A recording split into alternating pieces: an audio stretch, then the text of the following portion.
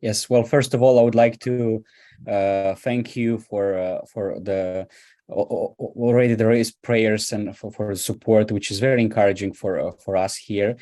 We are encouraged by the work that God is doing among us here, and one exciting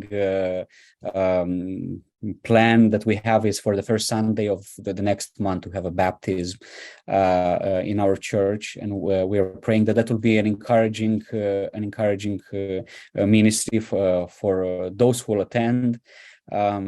Also, we are in two internship programs currently, and both of them are ending in August. And we are praying that as God is using our small congregation, our small church, to equip others, that we will see the work of the gospel advancing in our country through these two men, both of them named Alexandru. So we're praying, as one of them is a pastor in a town called Nispor, and we're praying for him and his family when he'll return. In August, Lord willing, we plan to have a day camp in which we might have around 100 kids come from morning until the evening, and there will be a program preaching gospel to them. So please pray that God will help us as we are preparing and looking forward to that. We are still intensively working with the Ukrainian refugees, meeting with them every day in a form or another here in our church in a facility. This week we are distributing some clothes that came from Greece. We are glad to see many of them benefiting from that. So the gospel is being preached weekly here to hundreds of Ukrainian refugees. We're praying that it will take roots in many hearts and will bring them to salvation.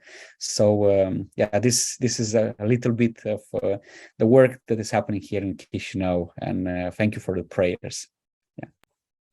Thank you, Mihai. Mihai, you mentioned we talked a bit earlier about the camp you just had with 13 to 17-year-olds. Maybe do you just want to talk about that and any follow-up that supporters can pray for that? And I think maybe you had some Ukrainian children maybe on that camp. Yes, children and some of their parents as well attended. The name of the camp was Challenge for You. We presented 4 main topics. Why can I trust the Bible? Who is Jesus Christ? What is the gospel? And what is a church? And it was an encouraging experience. About 70 teenagers, 13, 17 ages attended. We did have some of the Ukrainian families with their kids over there. As a follow-up, we are having 2 weekly meetings, one called Crossroads Youth Club, in which we have between 15 and 20 young people, boys and girls. And on Wednesdays, we have a girls' Bible study, which doubled in number after the summer camp. The leader, the lady, our sister who is leading this Bible study with the girls, she was a bit scared in the beginning because she usually had a smaller number, but she's very encouraged in the same time. They have wonderful conversations. So we're just praying that as the gospel was preached, and many we might see only next year, the next camp, but many we are seeing here on a weekly basis. We're praying that God will bring many to salvation. And thank you for those who prayed, and keep these young people in prayers, especially as they are visiting weekly here. Some of them are coming also to our worship services, which we are very encouraged to see.